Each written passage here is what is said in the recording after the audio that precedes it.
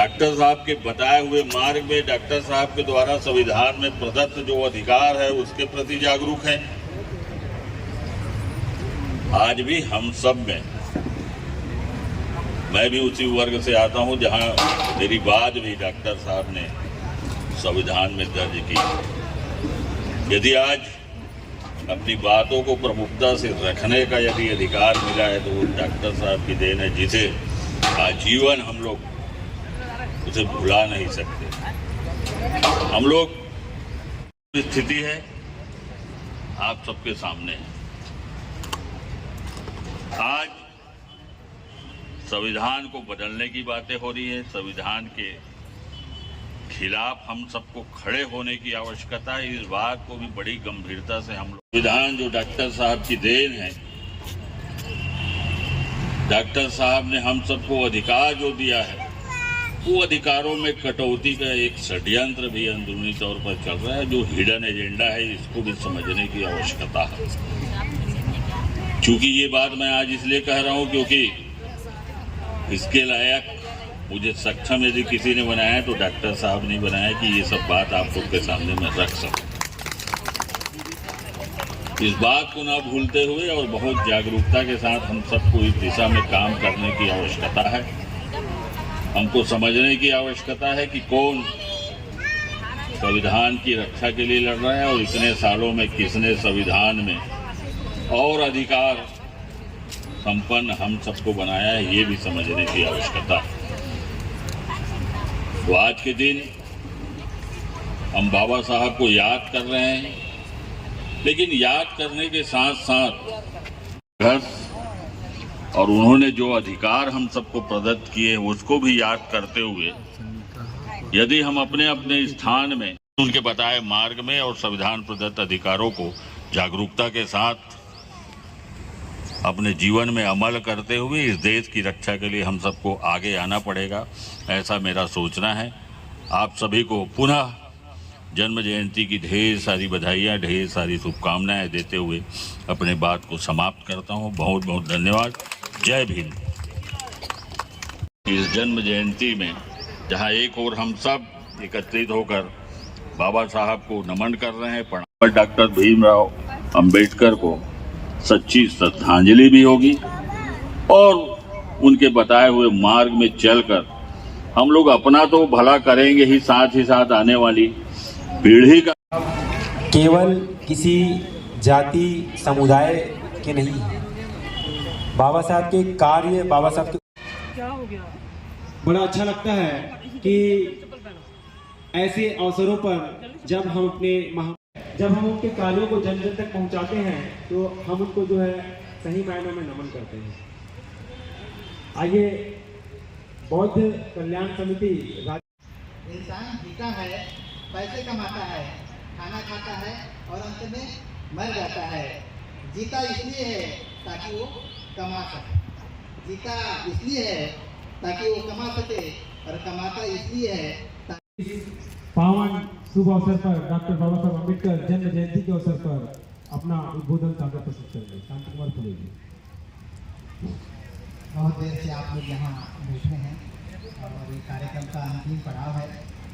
मैं अभी तक बहुत कुछ ज़्यादा मैं बोलती नहीं, बाबा साहब का जो समाज के संदेश उसी को मैं करना चाहूँगा ताकि वो जिंदा रह सके, लेकिन फिर भी वो मर जाता। अगर सिर्फ मरने के डर से खाते हो तो बाबा साहब कहते हैं अगर सिर्फ मरने के डर से खाते हो तो अभी मर जाओ। बाबा साहब कहते हैं यदि सिर्फ मरने के डर से खाते हो। अलौकिक कर्मों के उपवन थे, जहूँ वो फैला जिनके यश का उजारा, बाबा साहब अम्बेडकर को सत नमन हमारा, सत नमन हमारा, सत नमन हमारा। आज के इस जयंती के अवसर पर उपस्थित अध्यक्ष महोदय जी, अतिथिगण, श्रोतागण, सभी को जय भीम। और मैं आप लोगों से निवेदन करते हैं, महान और विशाल देश है भारत। जितना महान और विशाल देश है उसके ही कुछ लोग अति नीच और पक्षपातपूर्ण मनोवृत्ति के लोग हैं, जो जिस किसी ने भारत माँ की दास्ता की जंजीर को तोड़कर उसका नाम सारे संसार में ऊपर उठाया, उसी का जीना वो लोग हैं वो दूहर कर देते हैं। और इसीलिए हमको कहना पड़ता है कि यहाँ मिट्टी का हर पुतला अदो एक प्रस्ती है। यहाँ मिट्टी का हर पुतला अभी एक बस्ती है, या इंसानों की दुनिया है या शैतानों की बस्ती है, या कैसा दीन साकी या कैसा आईन साकी, या किसके दीन व ईमान की हद तौहीन साकी। इस मैखाना में जीना जहाँ लहू का घूट पीना है, तू ही इंसाफ कर साकी, यहाँ मरना है कि जीना है, मरना है कि जीना है। ये जो बात बाबा साहब आम्बेडकर ने हम लोगों को अपने सिद्धांत के अनुसार में बताए और उनका हम अनुसरण करेंगे, उनके बताए हुए हम रास्ते में चलेंगे, तब जा करके आज का जो जयंती है वो सार्थक होगा, सच्चे श्रद्धांजलि बाबा साहब अम्बेडकर होगा। इसलिए मैं ज़्यादा समय न लेकर इतना ही कहकर अपने स्थान ग्रहण करता हूँ। जय भीम। थोड़ा मूविंग करते रहेंगे।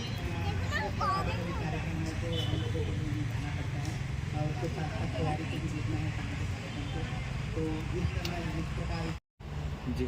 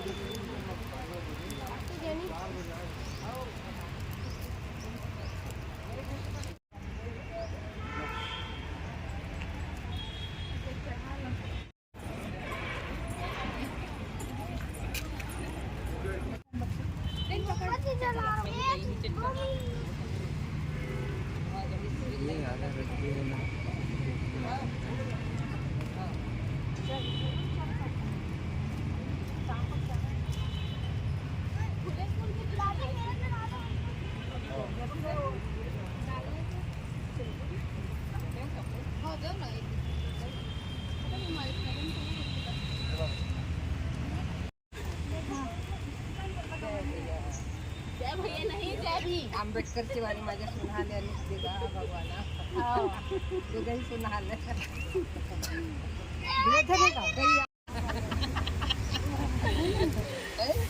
काही आंबेडकर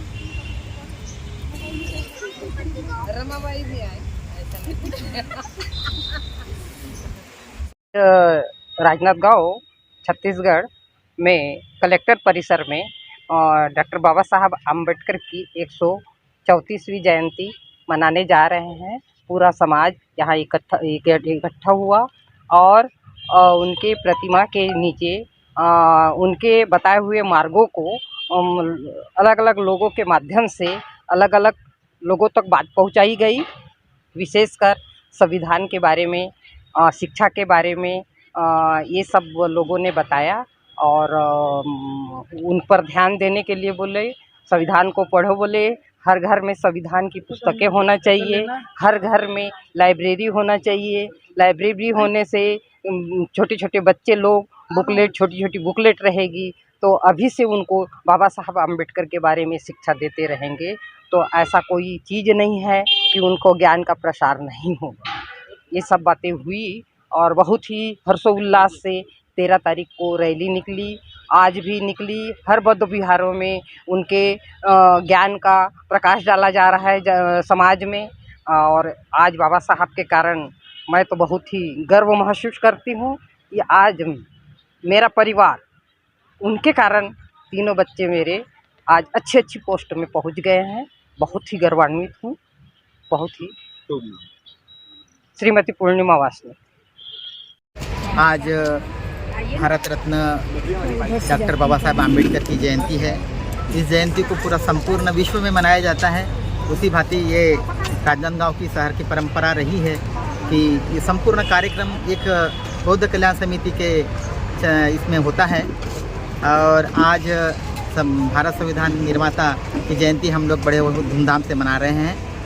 इस जयंती का मुख्य कार्यक्रम सिविल लाइन में होता है और विभिन्न वार्डों से सारी रैलियाँ, झांकियाँ निकालते हुए यहाँ एकत्रित होते हैं और ये कार्यक्रम मनाया जाता है।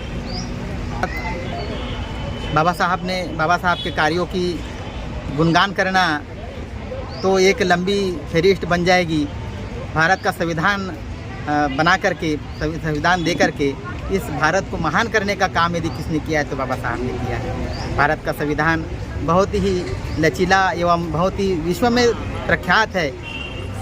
सबसे बहुत सुंदर और सर्वश्रेष्ठ यदि संविधान है तो भारत का संविधान है। इस संविधान को बचाए रखना और इसको संजोना हमारा काम है। बाबा साहब कहते हैं कि इस संविधान को यदि चलाने वाले यह संविधान गलत हाथों में पड़ जाएगा तो इस संविधान की कोई कीमत नहीं रहेगी, लेकिन इसी संविधान को चलाने वाले बहुत अच्छे रहेंगे और सही ढंग से चलेंगे तो सर्वांगीण विकास होगा। आज उनको नमन करते हुए बहुत मेरी सबको मैं नगरवासियों को अपनी बधाई संदेश देता हूँ। मैं कांति कुमार फुले, अध्यक्ष बौद्ध कल्याण समिति राजनांदगांव।